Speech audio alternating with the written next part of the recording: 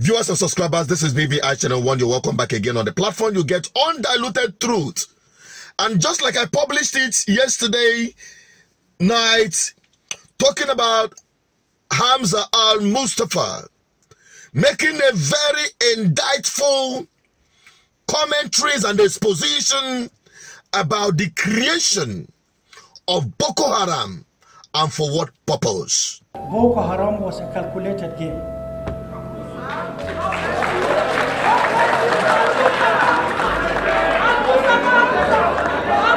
No, I'm begging you, see,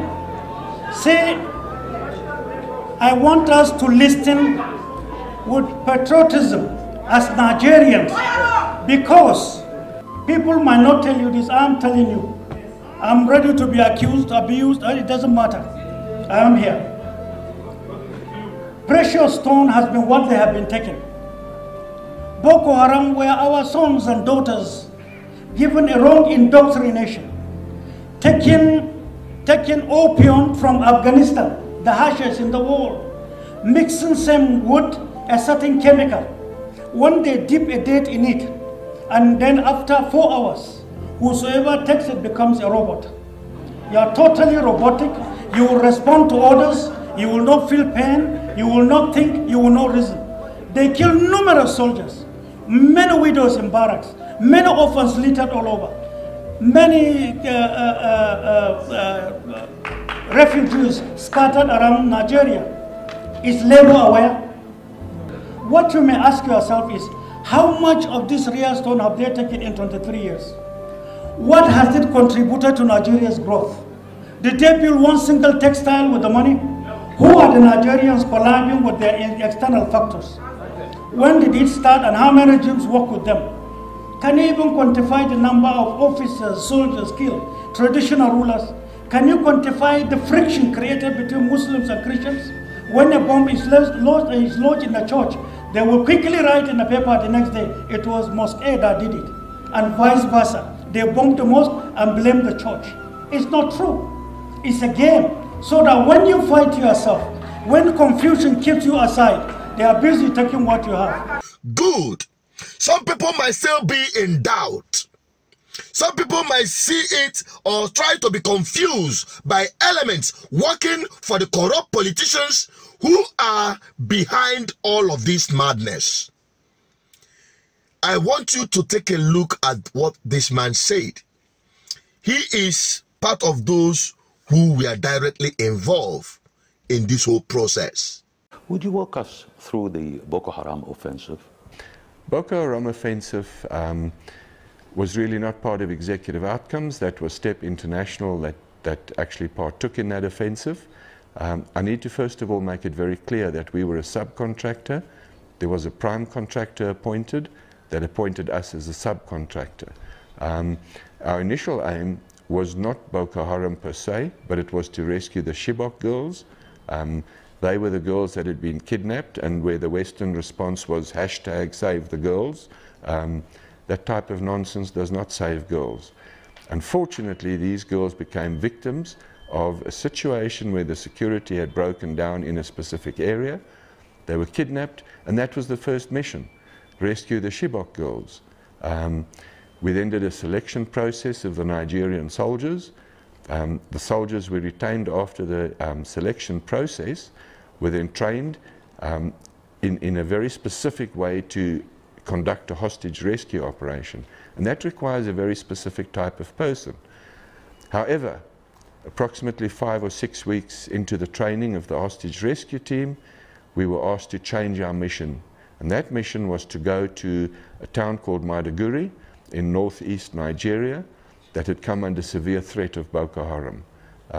We then rapidly had to transition what we were doing and suddenly train a very offensive force with a minimum of equipment, and we rushed to Maiduguri. We met with the 7th Infantry Division commander. We finally understood the pressures he was under, and our suggestion was to him that this force we had trained, which we named the 72nd Mobile Strike Force, would actually spearhead the division. And that is precisely what we did. The operation was in 3 phases. The first phase was to actually cut a dividing line across northeastern Nigeria and isolate Boko Haram into 2 defined areas, and then mop up one area in the south was the start, and after that was done, mop up in the north. The division would follow behind occupied terrain. We would train the division in situ in defensive positions, etc. But we were never allowed to execute the entire operation. So in 1 month, we took back terrain larger than Belgium from Boko Haram. We were not allowed to finish because it came at a time when governments were in the process of changing. I think President Jonathan's government possibly saw the entire Boko Haram contract, if we call it that, almost as a last gasp in order to regain popularity. The incoming president, President Buhari, was heavily supported by a foreign government, and one of the first missions was to terminate our contract. Could you name that foreign government? Yes, we were told it was the United States, and they had actually funded President Buhari's campaign. The campaign manager for President Buhari came from the US.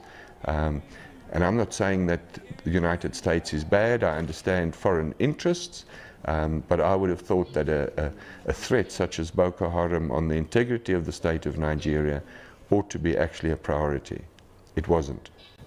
Why do you think the US would intervene to abort such operation? Again, I can't answer that. I think that the US can answer, but what I've come to realize, that is when a government's foreign interests clash with the state's own domestic interests, conflict is bound to ensue. Good. You heard it from him. That is coming from people you might call foreign mercenaries, covert operation operatives from the West. You heard him talk about the Chibok girls. Who kidnapped Chibok girls, if not Boko Haram members?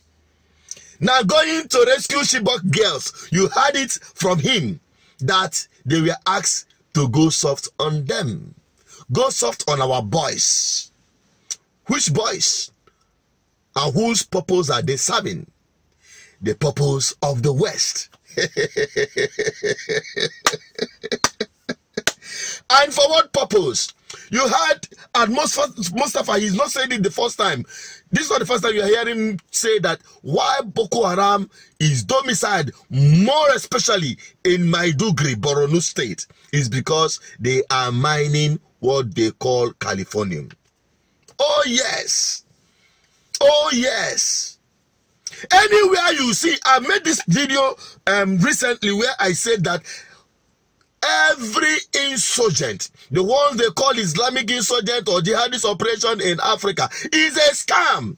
Is a clear, orchestrated conspiracy, not just conspiracy, but a plot to exploit African resources. Anywhere you see the jihadists or these Islamic insurgents, as they call them, operating, check very well. They are just foot soldiers of the West, are sponsored by them to excavate mineral resources. That is just it. That is just it. And until Africans realize this, and first of all, start fixing their problem internally, because it is because of bad governance, bad political policies, that has created the situation of poverty and hunger that is making Africans already made tools in the hands of these Western manipulations. These Western countries that engineers them, sponsors them, equip them with sophisticated weapons, even more far greater than what the African countries' military has. They use that as an instrument with the help of their peoples in government. They use that to create a situation where they can easily harvest our resources, steal it, and take it to their different countries, while your political corrupt leaders are well settled. That is the problem of Africa, not just Nigeria. But we are here to expose it. How are we going to turn it around? Because we cannot be saying all this without finding solution. The solution lies on the African people, beginning with Nigerians, to continue hitting hard on the political process of how their leaders emerge. and stop making themselves available tools by these questionable characters, by these corrupt politicians to have access to power. I have not seen a politician that is carrying ballot balls, not themselves, nor their children, but rather they choose impoverished youths, the youths that are victims of bad governance, as a willing tool to rig elections for them, to run these errands for them, and make them come back to power by fire, by force, just like we had in Nigeria recently. But I can tell you, until we live above these sentiments, this poverty, and this orchestrated plan to keep us down by the political class, we are not going to get anywhere from freeing ourselves from this Western world, from this inhuman manipulation and wickedness. So that is where it starts from, changing the political leaders in Africa and bringing in people who are truly Africans and to serve the interests of African people, to raise Africa above poverty line. Until that is done, we'll continue being victims of our ignorance and I don't care attitude towards good governance. I'm a Pan-Africanist and an advocate for good governance. Help me share this video to everyone and keep exposing these situations and opening up the consciousness of Africans to see the reality of the time we live in. Keep sharing, my people. Drop your comment. I want to have your opinion on this. Bye-bye for now.